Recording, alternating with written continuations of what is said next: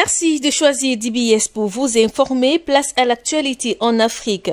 République démocratique du Congo en ouverture modeste. Bahati Lukwebo, l'informateur qui a identifié la nouvelle majorité de Tshisekedi, vient d'être élu à la présidence du Sénat.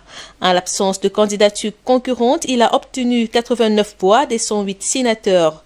Le patron de l'Alliance des forces démocratiques du Congo, qui fut la deuxième force au sein de la coalition politique de Joseph Kabila, le Front commun pour le Congo, succède à Alexis Tambwe Mwamba. Ce dernier avait choisi de démissionner le 5 février après le dépôt de plusieurs pétitions visant les membres de son bureau. Cette élection marque la dernière étape de la reprise en main effective des institutions par le président congolais. Modeste Bahati Lukwebo va composer avec Sami Badibanga, qui lui garde son poste de premier vice-président. Ancien conseiller d'Étienne Tshisekedi et éphémère premier ministre de Joseph Kabila entre 2016 et 2017, il est le seul rescapé de l'ancien bureau du Sénat. Le nouveau patron de la Chambre haute a promis dans son message de campagne électorale de redorer l'image du Sénat. Au Mali, la chambre d'accusation de la cour d'appel de Bamako a annulé mardi les poursuites intentées contre 7 personnalités accusées d'avoir préparé un coup d'État contre le pouvoir de transition, dont l'ancien premier ministre Boubou Cissé et un animateur radio. La juridiction a annulé les mandats de dépôt et ordonné la mise en liberté immédiate de tous les inculpés. Parmi les 5 hommes en détention provisoire figurait Mohamed Youssouf Batili, dit Rasba, un militant polémiste et animateur radio aux nombreux sympathisants.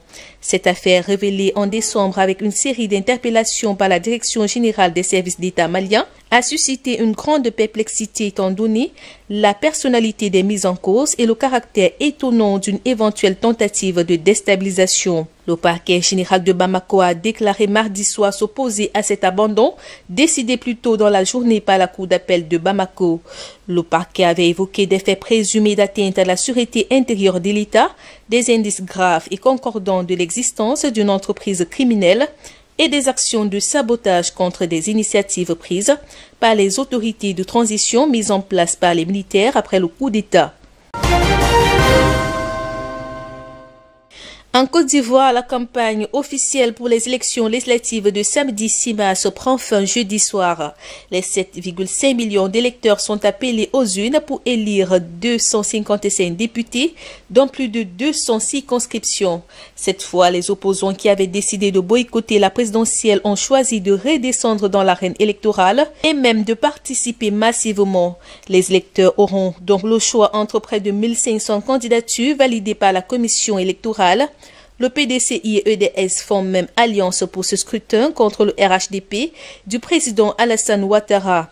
Dans la plupart des circonscriptions où l'on vote au scrutin uninominal, un accord de désistement a été trouvé. Chacun laisse l'autre présenter ses candidats dans ses fiefs. Concrètement, le centre pour le PDCI, l'ouest pour les Pro-Gbagbo.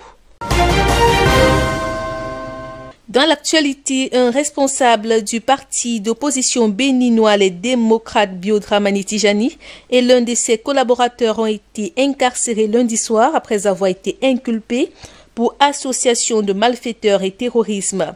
En garde à vue depuis le 22 février, les 2 opposants ont été présentés au procureur spécial auprès de la Cour de répression des infractions économiques et du terrorisme.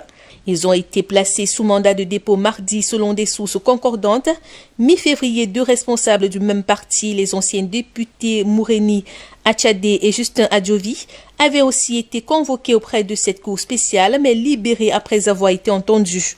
Par ailleurs, un autre opposant, Sébastien Ajavon, qui avait été condamné en 2018 à 20 ans de prison pour trafic de drogue et qui vit en exil en France, a été à nouveau condamné lundi par contumace à une 2e peine de 5 ans de prison ferme pour faux, usage de faux et escroquerie.